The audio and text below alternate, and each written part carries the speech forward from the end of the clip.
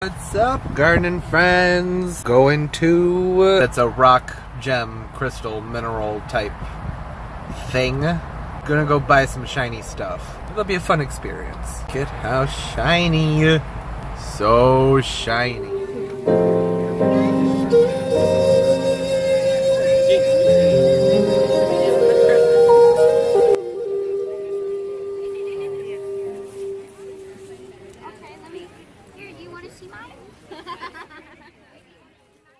Okay, so the festival was a success. A tremendous success. I picked up a few new things.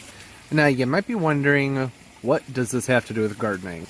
And to be honest, maybe not much to whoever's watching. But for me, I use these in my arrangement. Several months ago, I did a planter that was called like Sunset Succulent Arrangement, I believe. And in that I used some Amethyst and some other types of quartz, and it made things look really cool. So I went ahead and I stocked up on more really neat looking stones, rocks, gems to use in future planters. Now, I really think adding stones to the planters, especially really cool looking exotic appearing stones, rocks, minerals, gems, adds a different element to the planters.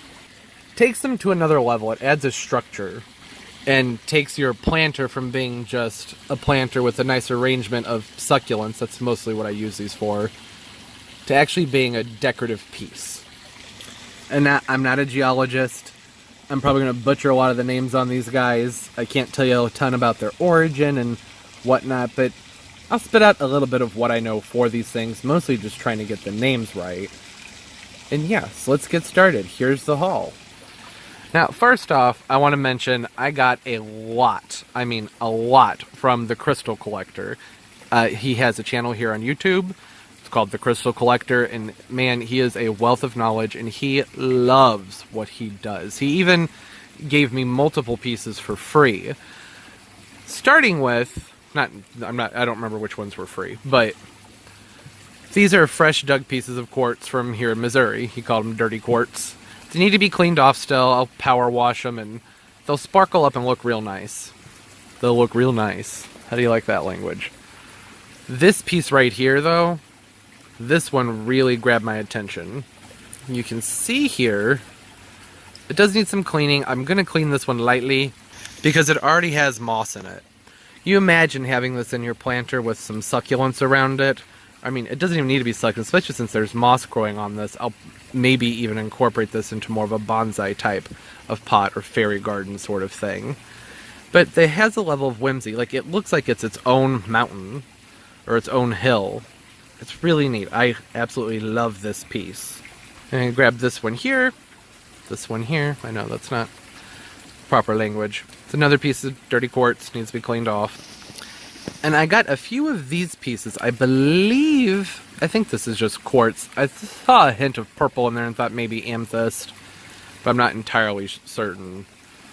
But it has a nice shape to it, a natural shape. So this guy has lots of nice shape, color, really, really pretty rock. There's crayon under my fingernails. I'm sorry. I was doing that melted crayon on top of a pumpkin project. Didn't come out very pretty. But there's crayon stuck under my fingernails. I can't get it out. I'm just going to have to cut them off, I guess. More of this quartz here. Really shiny, clear one. There's a kid at this booth where these were being sold from TheCrystalCollector, and he was holding these. And he goes, I want the invisible rocks. And then all of a sudden I felt like I needed to get one because I thought that was cute. And this is a really nice piece also. You can see it has some nice larger pieces of crystal in it. And some smaller ones as well. The camera is really struggling to focus on these guys. The light's bouncing in so many different directions. And here's another one of those pieces. So pretty. And when the sun's on these, they just sparkle like insanity. They sparkle like insanity. Alright, next up, this is the Amazonite. Amazonite. These are really pretty. They're little small pieces. I thought these are more of a practical thing. You can actually get these off Amazon, like a pound of them for like, I think $11, something like that. I went and I grabbed a few small pieces just so I could show them, but these are small enough that you could use them for top dressing in your pots. And they just have such nice, neat colors to them that it's just something a little bit different from just using pea gravel or sand or something like that. Or having these on top of that with a teeny tiny little cactus. That'd look pretty neat. And then continuing with that blue theme, not thing. I have these quartz right here. I believe these are Aqua Aura quartz. It turns out these are for jewelry making. They have little holes in them that I didn't notice when I bought them. But that's okay. I don't have to use them for that. I can use them for whatever I want to. But they have really cool color to them. More blue stuff. This is kyanite. Blue kyanite. And it looks awesome. I was thinking I will probably be using these blue pieces in maybe a winter themed arrangement. Possibly. Really nice color on these. I love these. These are really pretty. Look at how cool and colorful this is. This is azurite. I'm not sure if I'm saying that right, but it has so many different colors in it. And it's a nice big piece with a really good natural shape to it. I love that. It looks mystical. It doesn't even look real. Again, planted up with small things around it. It just changes the element of your planter.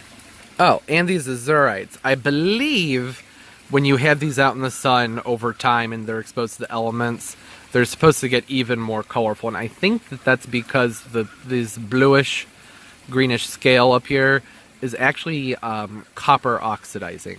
I think. Feel free to correct me and teach me something if I'm wrong. I'm just going off of what I was told there. It was a lot of information to take in at one time to try and pass along to everybody.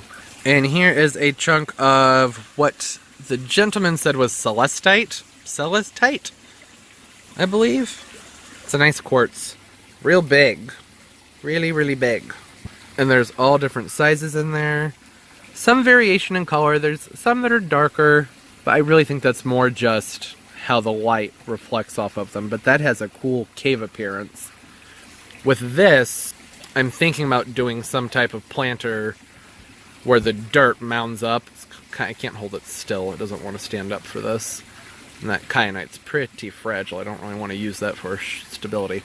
So, something where you can take dirt and actually mound it up and have this being like a face with plants coming down here, plants above it.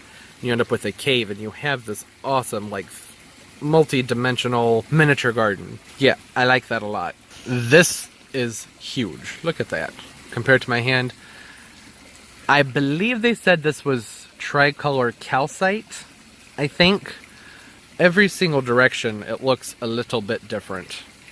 So figuring out which way to place this is going to be a little bit of a challenge. I think I kind of like it like that because it comes in, comes back out. But it also looks like an animal hoof and that bothers me. But yeah. Aside from that, I love this. This piece and the next piece that I'm going to show, well, I'll explain it after I show the next piece. Petrified wood. Looks like a rock. It's not. I mean, I guess technically it is. Maybe. I don't know. You can still see on here the bark, really. And these colors. These colors lend so much opportunity for doing something that is purely desert themed. Like if I want to do something that really looks like I just took a chunk of the desert and put it into a pot, this is what I'm going to be using. These don't totally go together. Probably I'll figure something out to make it work. Or I'll probably use them as separate planters. But this, to me, just screams cactus and succulents. And that's actually because this is from Arizona. And the man said it was collected near or around an area where there's like a petrified wood park or something along those lines. It wasn't taken from the park. It was just like in this like Flagstaffy area. I'm stumbling, sorry, on my words here. But it's absolutely beautiful. I love this. For cactus, obviously, for a nice desert sort of situation. So pretty. Alright, now this guy's kind of standing out like a sore thumb.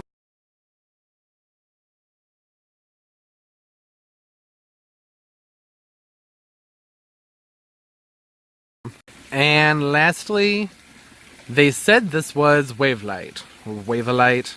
I looked up Wavelight online. I didn't really see many that looked quite like this, but that doesn't necessarily mean anything. This piece, though, oh my goodness. May not show to everybody out there, but in my head, I can see so many neat ways to incorporate this into a smaller planter. And this also has that blue on there. Just look at how much detail there is in this. I think it's fun when you do a planter, or an arrangement I should say, to be able to have things in there that people can look at and it take a lot of time actually observing all the different details. Might be cool for some type of small fountain perhaps. I really like it.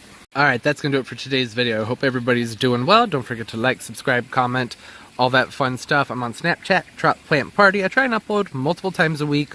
Also, don't forget to check out TheCrystalCollector. That was all of these guys. All of this right here is from TheCrystalCollector. He also has an eBay page and Instagram. I'll link that down below. I don't remember who these other things were from, but this guy knows his stuff. So, if you're looking to learn something about crystals and gems and stones, that's the place to go. As always, hope everybody's doing well and keep on growing. Bye-bye.